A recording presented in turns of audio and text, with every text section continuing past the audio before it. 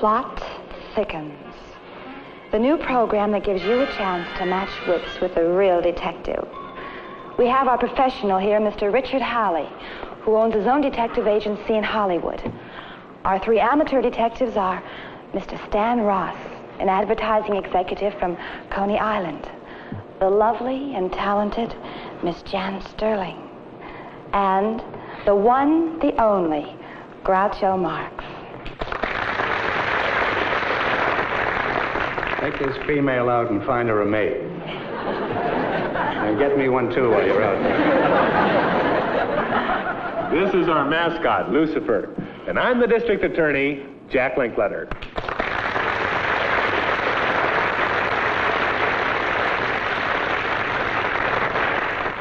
Thank you.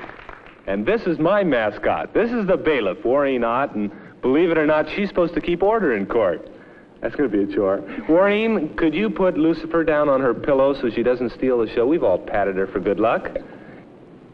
As any cat will tell you, this is a mystery program, but it's also a game. We're going to show a 10-minute mystery film, and then the actual suspects that you see in the film will sit on the witness stand, and our detectives will give them the third degree before they decide which one is the criminal. Now, each one of you detectives who correctly names the killer, you will win $500 in cash. And in just a moment, I'll explain how some of you may win $1,000. You see, already the plot thickens.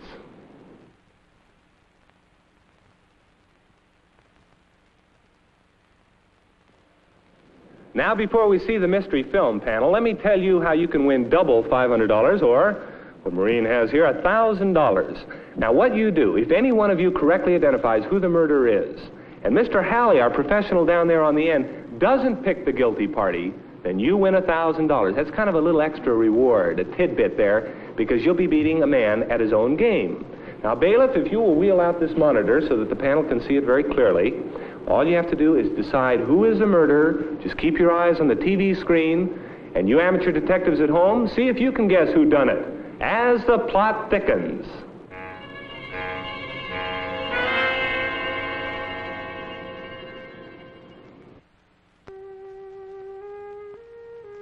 Time, 4 p.m. Place, the Spider's parlor. This spider is named Kazam. At least that's what he tells the flies who visit him and become tangled in his web of fake crystal gazing and phony seances. Three things aid him in his racket: Lois, his wife; Arnold, his assistant; and the fact that he has a heart as cold and hard as that crystal ball. Why so quiet, honey? I'm thinking. Well, what's the matter? Don't tell me you see something in the crystal ball. Yeah, I see something. Trouble. We've been working our pitch too long here. Oh, but honey, we're doing great. I know, baby. But it's time we blow this town. You and I are going to go on a vacation. Vacation? What happens to me? Sorry, Arnold. On the second honeymoon, I don't need any assistant. Well, look, we'll be back in a couple of months. When we do, we'll pick up again. I'm not trying to give you the brush. You're still the best shill in the business. All right. But before you take off, what about my split? Sure, Arnold. Right away. Wow. Talk about money going to a guy's head. Safest place in the world. Here it is, $36,000. Your split is 1/3, $12,000. Thank you. Well, aren't you going to count it? What for? I trust both of you. Atta boy, Arnold. The rest is ours, baby. Plus 2 tickets to Mexico City. We leave tonight. Tonight? Well, honey, I'll have to pack. What's the pack? I'll buy you a whole new outfit in Acapulco. Aren't you forgetting something? Didn't you set up a seance with a couple of regulars, Collins, Rysdale? So phone and cancel.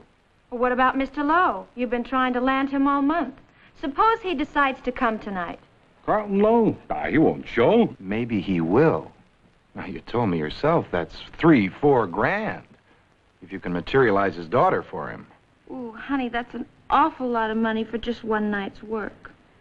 No, I'm not taking any more chances. I think it's time to cut out of here right away. But, honey... Look, no more arguments. Cancel everything for tonight. There goes a fast $4,000. Don't worry. I'll handle him. 5 p.m. The office of Roy Nesbitt, attorney at law. His client, Selina Rysdale. Quite a mouthful, and she's quite a handful, too, as Nesbitt is beginning to discover. Superstitious. That's the whole trouble. You're superstitious. And you're very impertinent, Mr. Nesbitt. For the last time, I'm asking you to leave me alone. But I don't want to leave you alone, Selina. It isn't just protecting your investments. I want to protect you. If you'd only let me help you. I have all the help I need, thank you. Kazam... That's charlatan. I warn you, not another word. Kazam is a very great psychic counselor. Great psychic swindler, if you ask me. I've got a whole drawer full of these things. Canceled checks, thousands of dollars that you've donated to his phony schemes, just thrown away. Thrown away? You seem to forget that Kazam was able to contact my late husband. You don't believe that, do you? Somebody mumbling in the dark through a trumpet? Anyone attending a seance with an open mind could prove to you that it's all a fake. Now, that's just enough. It may interest you to know that I'm seeing Kazam again tonight. And it wouldn't surprise me a bit if he advised me to get another attorney.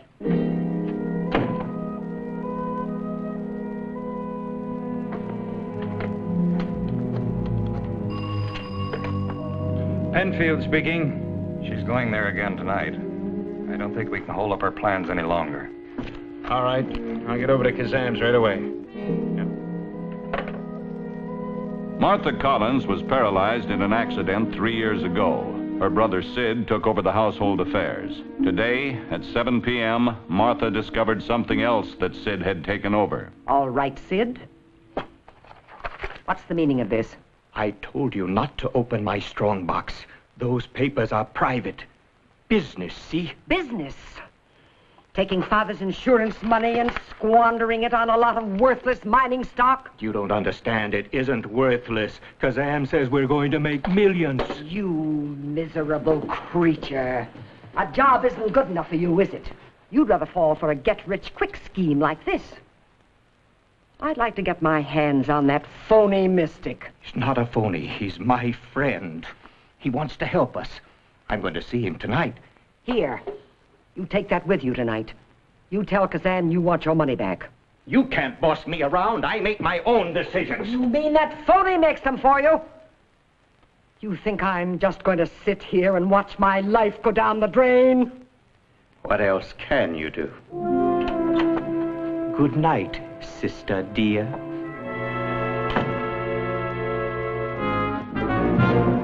All day long, Carlton Lowe sat in his penthouse apartment trying to make up his mind.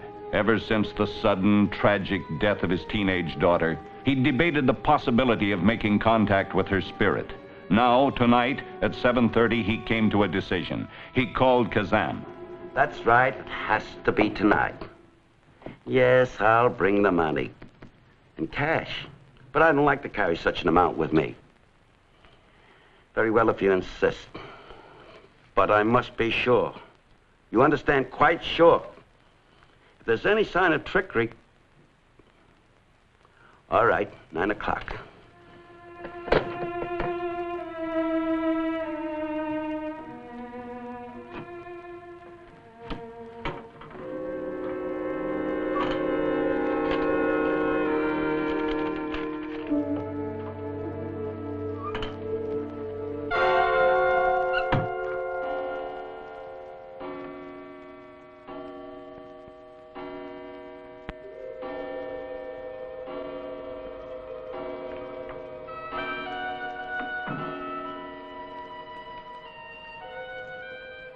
Be seated. The seance has begun. Kazam, Quiet. Do not disturb the trance. Please. Join hands. Do not break the circle. Whatever happens here, I must warn you. Do not leave the table. Keep your hands joined. Look into the crystal.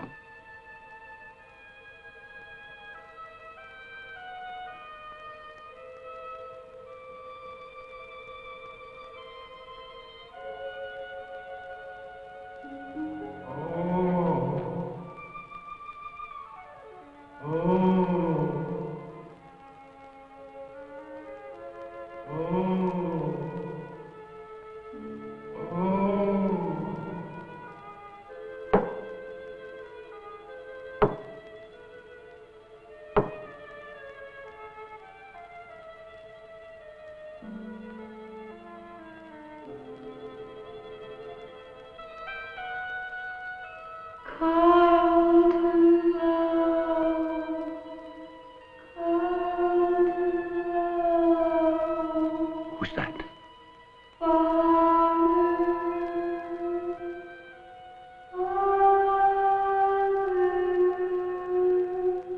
Margaret, it's you.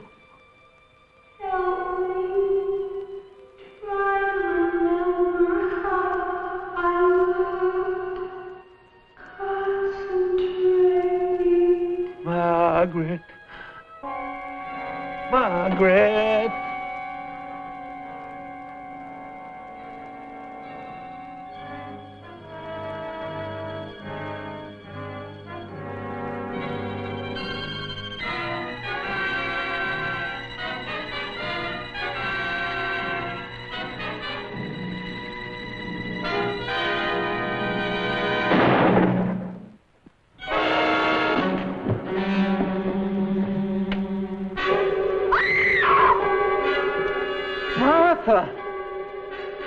You killed him! You killed my husband!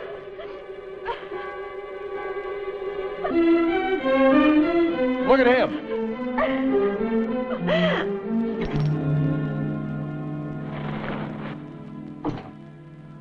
Who are you? My name's Penfield. I'm a private investigator. Mrs. Rysdale's lawyer hired me to keep an eye on her. You were in that cabinet all the time? Long enough to figure out you couldn't have killed Kazam. No, Mrs. Rysdale either. Well, how do you know that? Because I watched the hands on the table. Neither Sid nor Mrs. Rysdale ever got their hands free during the seance. But Kazam's dead, all right. Martha, you fired at him, but did you hit him? Lo, you had a gun in your hand. Lois, you had the opportunity, and so, Arnold, did you. Any one of you could be the murderer. All right, the crystal ball guards its secrets well. Now, who done it, and how, and why?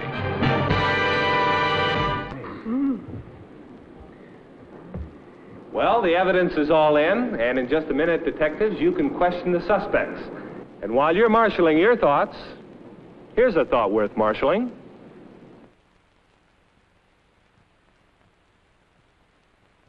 Here now are the 4 murder suspects in person. First, there's Lowe. Remember, he carried a revolver.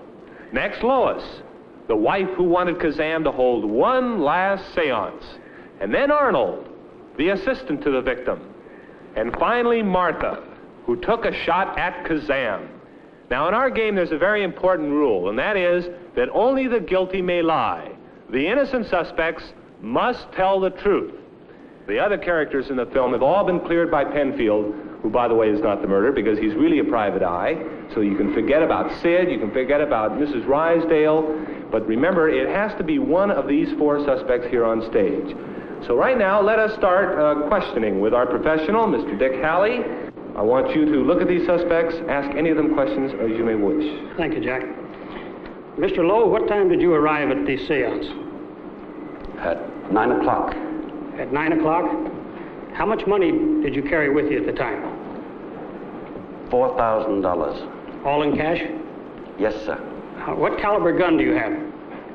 A 38. 38? Yes. All right. Let's see. Lois, you were married to the mystic? Yes.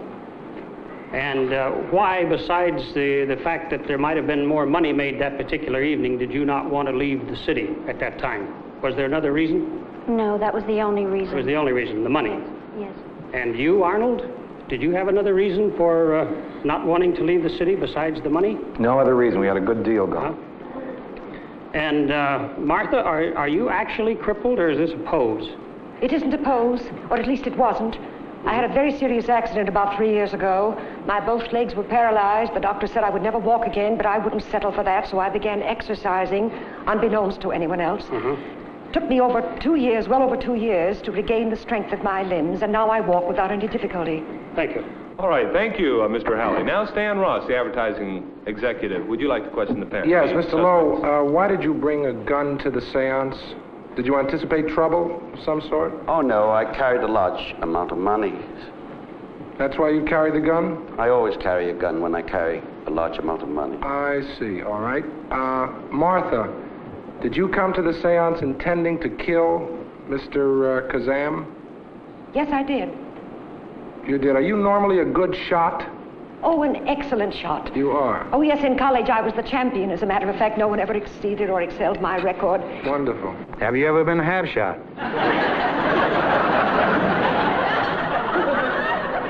Continue, Mr. Ross. Arnold,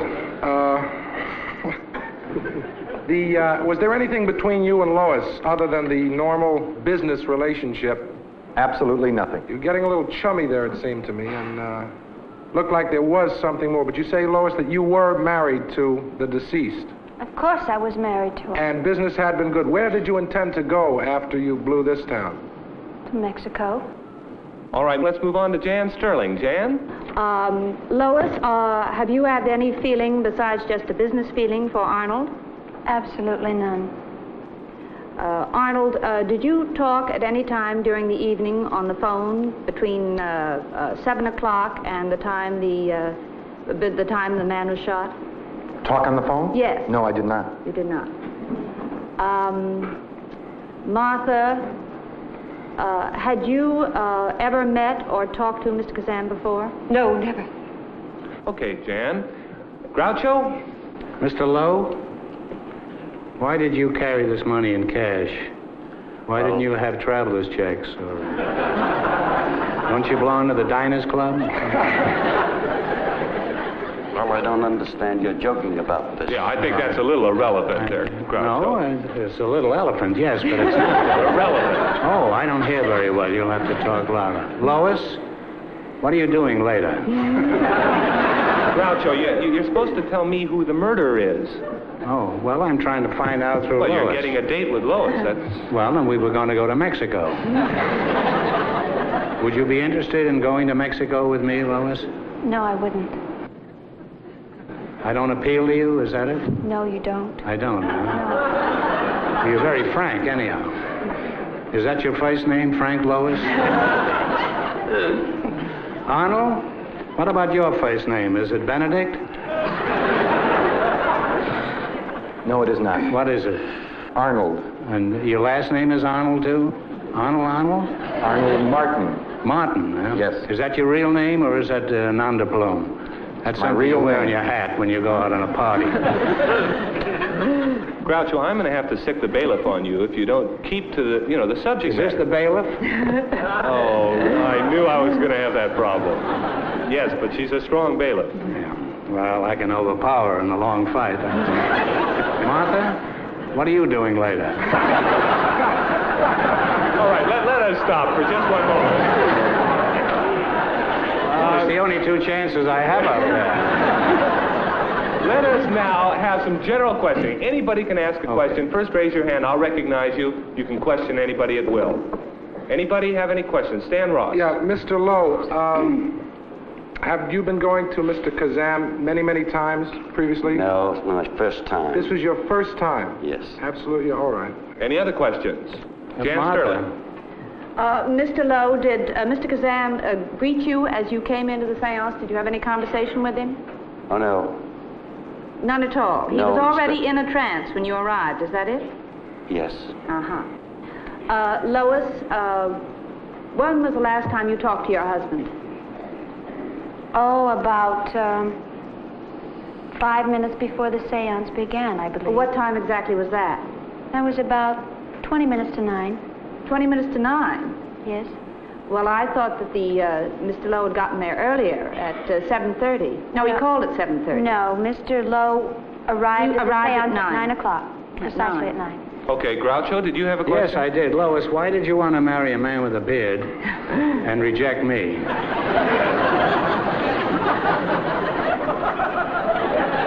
Arnold, are you in love with Lois? No, I'm not. How do you know? Have you asked her? You look pretty shifty to me. It was purely a business deal. That's all it was. We all made money. Most love is a business deal. Is Mr. Halley satisfied with what he heard? The only question I might ask is if Lois happens to know how her husband was killed, with what kind of weapon. Oh, he was shot, wasn't he? Looked like a knife to me. Didn't it to you? Took poison. Now, no in-panel discussion Why here. not? Well, because this is each one of What you. are you doing later?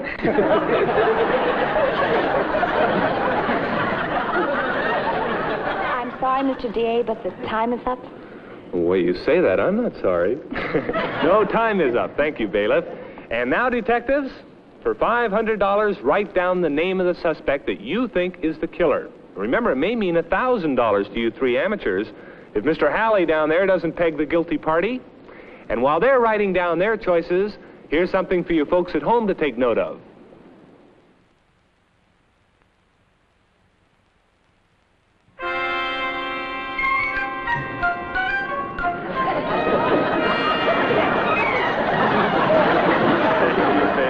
Well, the verdicts are in. Let's see who our detectives think is the real murderer. Let's begin with Mr. Halley. He's the professional, and on his guess, is going to hang the judgment of whether these other panelists, if they get it right, will get $500 or $1,000. Mr. Halley, who done it? I think Arnold is the murderer. Arnold? Why? Yes. Well, first of all, he had opportunity, and I think he had the two strongest motives for murder, sex and money. Now, wait a minute. Let's analyze those things. But when was his opportunity? Well, obviously, he was in the mystic's parlor. Further than that... As a rule, there's not much sex in a parlor. In a mystic's parlor. And what were his motives? Hasn't been my experience, Money. See, the mystic wanted to leave that night without taking in that other $4,000. Further, I think he probably wanted to take the mystic's place, both in a business sense and otherwise. Very interesting. No, I had a good deal. I told you that before. All right. That's interesting to hear the professional. All right, Stan Ross, you're matching wits against him. Who do you think did it? Well, after listening to Mr. Halley, I'm inclined to agree with him, but I did not put that on my No, you didn't put card. that No, down. I chose Mr. Lowe for a number of reasons. First of all, I think the mystic was dead before he was shot?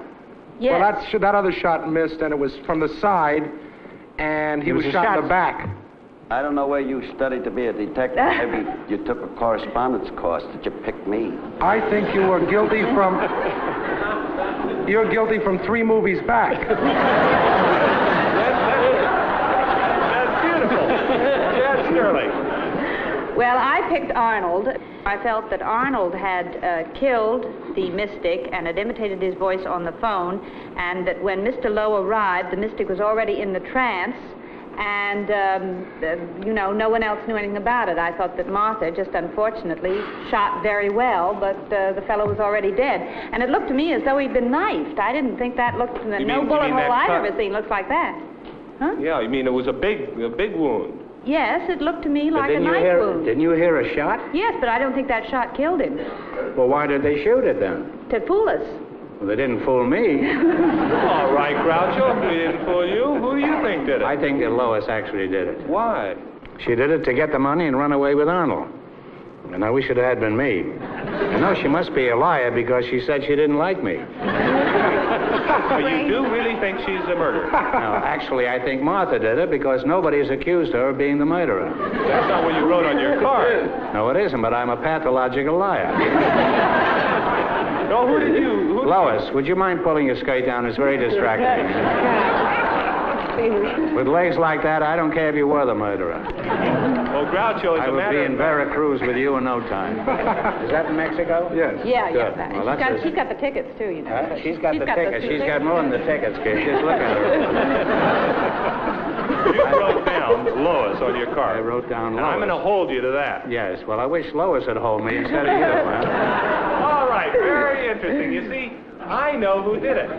I picked the killer right after I saw the end of this film, which you're going to see right now, the end of the mystery. I want to ask you one question. Is there actually any money in those bags? You'll see. Well, you've answered me already. All right, roll them. That's what they say in the movie industry.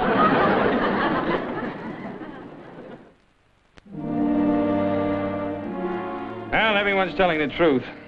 Lowe here never fired a shot. Arnold was busy manipulating that rod to produce a phony ghost. Lois was imitating a girl's voice, working a trumpet. And you, Martha, you did fire a shot. And you did hit Kazam. But you didn't kill him. Well, what do you mean? There's a bullet hole. That bullet didn't kill Kazam. He was dead before Martha fired that shot. Well, how could that be? He was killed before the seance started. I saw Lois and Arnold drag Kazam's body into this room, prop it up, and turn out the lights. By the time the rest of you arrived, it looked like the seance had already started. Arnold told everyone Kazam was in a trance. And in the dark, he did the moaning. And if Martha hadn't interrupted, you all would have gone out of here thinking Kazam was still in a trance. Actually, Lois had killed him an hour beforehand. That's not true. I was in that cabinet before the seance began. She and Arnold had been meeting behind Kazam's back. And when Kazam decided to leave town, she wanted to get hold of all of his money. So she waited for a chance and stabbed him in the back with a table knife. Here's the wound. When a man is shot in the side of the head, he doesn't bleed between the shoulder blades. Then she stole the rest of his money from his hiding place inside of his turban. She was all set to take off for Mexico. And the phone rang. And it was Lowe asking for a seance. And she just couldn't resist that extra $4,000. So she took one last long chance, holding a seance in a darkened room with a dead man. All right. But you've got to believe that Arnold had nothing to do with the killing. He didn't even know until Kazam was dead. And then he helped me stage the seance. It was the only way. Thank you. I wasn't sure of that till now.